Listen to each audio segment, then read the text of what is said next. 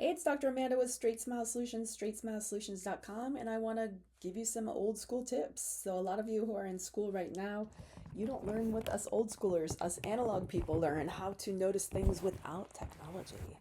And I didn't realize how special that was until I realized people don't understand this stuff. So, washboard roots. This is a term that we use all the time in orthodontics, washboard roots. I have some examples. I tried to get you examples the best I could, but basically, when you have roots that are pushed too far forward and there isn't enough bone, or too far out and there isn't enough bone, you will get washboard roots, which are basically like if you ran your finger over these roots, it would be like like a washboard, like that.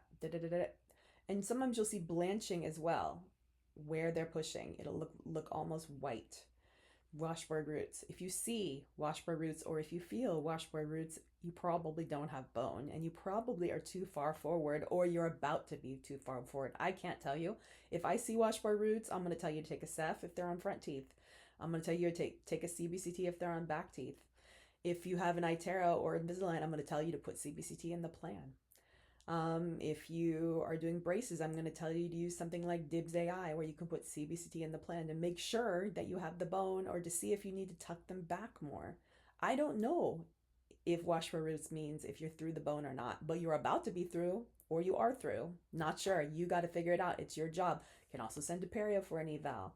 Ask them to tell you. Lots of things you're going to do, but don't accept washboard roots if you are seeing them on your patient either at the start of treatment. That should be like a red flag in your head. I probably need a CBCT in this plan, or I need to use a brand of aligners that uses CBCT, or I need to use a brand of indirect bonding that uses CBCT if I don't know how to read a CBCT. Or I can use a company like Beam Readers 3DDX or one of these companies that can tell me if I need to tuck my roots back or not. If I can't, if I'm not using an aligner company or a braces company that allows me to visualize this, that's washboard roots. If you start a case, didn't have washboard roots, suddenly have washboard roots during the progress, that should be a red flag that maybe, oopsie, you made a mistake. Hopefully it's not too late.